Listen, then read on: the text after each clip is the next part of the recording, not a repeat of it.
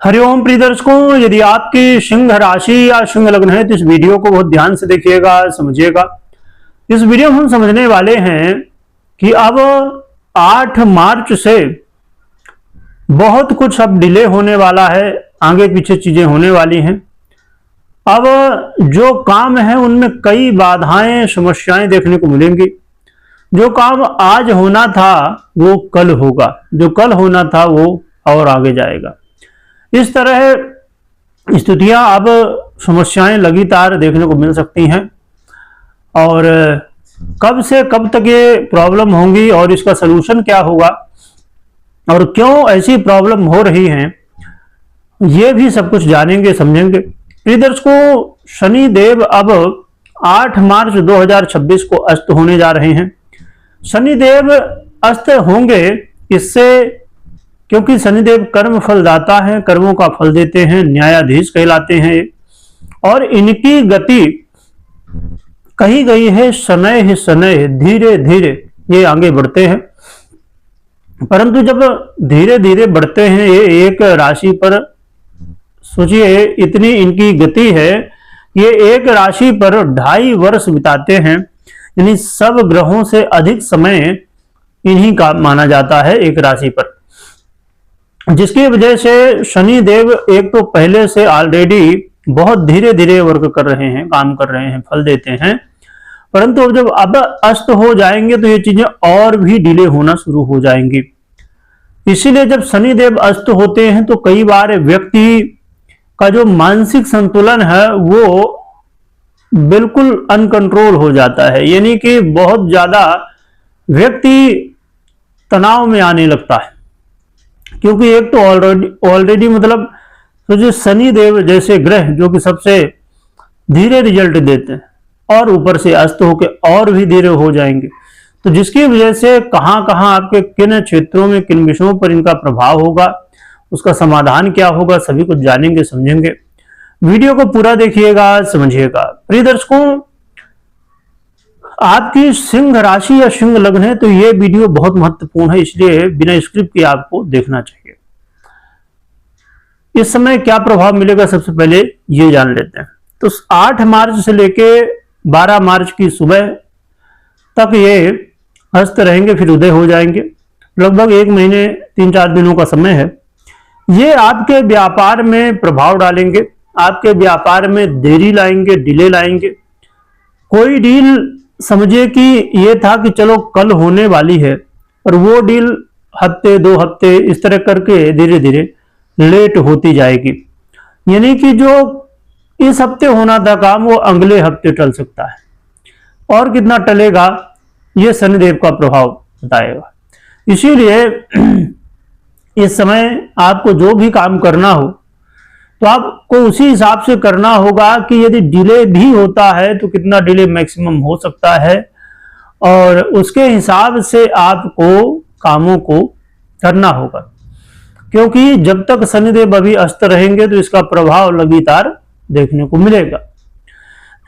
तो इसलिए व्यापार में कोई भी डील हो या किसी तरह की कोई, अब समझिए कि आपने कोई सामान बेचा और ये था कि सामने वाला पैसा चलो 2 दिन में दे देगा, परंतु वो 2 दिन की जगह 4 दिन होंगे, फिर 8 दिन होंगे, 16 दिन होंगे, फिर इसी तरह आगे चीजें बढ़ सकती है। यानी कि पैसे आने में काफी समय लग सकता है, या कोई डील है उसमें देरी हो सकती है। यानी कि व्यापार में जो ग्रोथ अब लग रहा था कि होगी, पर अब वो ग्रोथ रुकी जैसी दिखाई दे सकती है। रुकेगी तो नहीं पूरी तरह, परंतु हाँ उसमें डिले होगा, रुकावटें आएंगी। और कई बार यदि पर्सनल कुंडली की स्थितियां या पर्सनल कुंडली में शनिदेव अस्त हैं, पीड़ित अवस्था में हैं, अच्छे फल नहीं दे रहे, महादशा अंतर्दशा भी चल रही हो, क्योंकि गोचर में तो आप देख ही रहे हैं कि ढैया का प्रभाव है आपके ऊपर, और पर्सनल कुंडली में भी ग्रह स्थितियां और शनिदेव अच्छी स्थिति में ना हो तो फिर ऐसी स्थिति में और भी समस्याएं काफी गंभीर हो जाती हैं। इसलिए यदि आप व्यापारी हैं तो आप व्यापार को किस तरह मैनेज करेंगे ऐसी स्थिति में, ये आपको प्लानिंग कर लेनी चाहिए।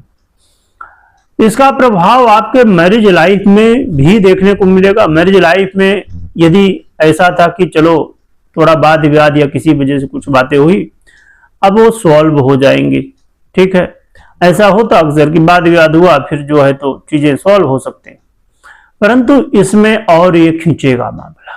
इसीलिए इस समय बचिए किसी तरह, चाहे वो व्यापार में हो, चाहे और कहीं हो, चाहे मैरिज लाइफ में हो, किसी से भी वाद विवाद या किसी तरह की ऐसी स्थितियां ना बनाएं, क्योंकि ये चीजें लंबे समय के लिए खींच सकती हैं और उससे और भी अन्य समस्याएं बन सकते हैं। इसलिए आपको मैरिज लाइफ में भी ध्यान रखने की आवश्यकता होगी। इसके अलावा शनिदेव आपको आलसी भी कई बार बना देंगे। आपका मन नहीं करेगा कि काम किया जाए, वो वाली चीज होगी। कहते हैं ना कि काल करे सो आज कर, आज करे सो अब, परंतु इसका ये उल्टा होने की स्थिति बन जाएगी। तो आपको लगेगा नहीं चलो कल करते हैं, कल नहीं फिर परसों करते हैं, फिर परसों चलो नरसों करते हैं, ऐसे मतलब चीजें आलस्य की वजह से डिले होंगी। तो इस समय आलस्य बिल्कुल भी नहीं करना, पूरा फोकस करना है अपने काम में। और ये जो कहावत है कि काल करे सो आज कर, इसे अप्लाई करना है तो ज्यादा बेहतर रहेगा। जिससे आज हो जाए तो बहुत अच्छी है, तो आज करने की सोचेंगे कल तो हो ही जाए कम से कम। तो इसलिए ये आपको ध्यान रखना है। इसके अलावा आपके करियर में भी इसका प्रभाव पड़ेगा। यदि ज्वाइनिंग होने वाली थी या चलो भैया सब कुछ हो गया है, अब 10 मार्च से काम शुरू करना है, तो पता चला कि ये 10 से 20 मार्च हुआ, फिर 30 मार्च हुआ, फिर अप्रैल आ गया, ऐसी चीजें घटित हो सकती हैं। इंटरव्यू देना था, इंटरव्यू दे तो दिए पर कोई जवाब ही नहीं मिल रहा। सैलरी मिलनी थी, ये था कि अभी चलो क्लोजिंग आएगी, मार्च आएगा, और ये पता चला कि सैलरी अटकी हुई है। यानी कि करियर में भी अब डिले देखने को मिलेगा शनिदेव के प्रभाव से। और स्वयं शनिदेव कर्म फलदाता ही हैं, तो इनका प्रभाव अब डिले होगा। अब यहां पर वो वाली स्थिति है कि कर्म फलदाता अब कर्म का फल अभी नहीं देने वाले। ये अब बाद में इनका जब अब मन होगा, यानी कि जब उदय होंगे तब फिर देंगे। और इसके अलावा आपके जीवन में एक बात बहुत महत्वपूर्ण आपको ध्यान रखनी चाहिए, वो है हेल्थ। हेल्थ का बहुत ध्यान रखिएगा, खान पान का, हेल्थ का, क्योंकि हेल्थ में यदि कोई प्रॉब्लम क्रिएट हुई तो ये प्रॉब्लम लंबे समय तक खींच सकती है। और हेल्थ यदि खराब हुई तो फिर सब कुछ खराब ही है। इसलिए हेल्थ को बहुत ध्यान रखिएगा, आपका स्वास्थ्य बढ़िया रहे, आप स्वस्थ रहें, इस चीज का ध्यान रखिए। खान पान हो, योग प्राणायाम करते रहिए, खान पान में संयम बरतिए, क्या खाना है क्या नहीं। वैसे भी आज के समय में आप जानते हैं कि लगभग ज्यादा से ज्यादा चीजें कहीं न कहीं केमिकल से प्रभावित हैं। यहाँ तक कि हम जो अन्न अनाज खाते हैं वो भी केमिकल युक्त है, जो कि इस विषय में हर व्यक्ति को आवाज उठानी चाहिए और सरकार तक आवाज पहुंचनी चाहिए। सरकार को इस विषय में एक्शन लेना चाहिए कि कम से कम अनाज जो होता है और जितनी चीजें हो सकें, चाहे वो फ्रूट हो, अनाज हो या इत्यादि, जितना हो सके केमिकल फ्री हो और केमिकल का कम से कम यूज किया जाए, बिल्कुल ना।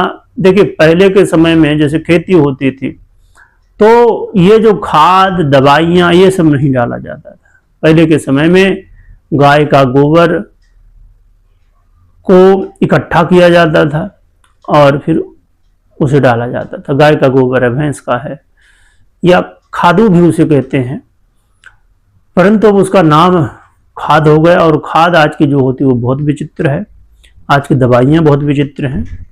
और यही कारण है कि जब आप इस विषय पर ध्यान देंगे कि आप बाहर का नहीं खाते, बहुत अच्छी चीजें खाने की कोशिश करते हैं, फिर भी बीमार पड़ रहे हैं, फिर भी शरीर में जोश नहीं, फिर भी मन में जोश नहीं, फिर भी मन आलस्य करता है, ये क्या है?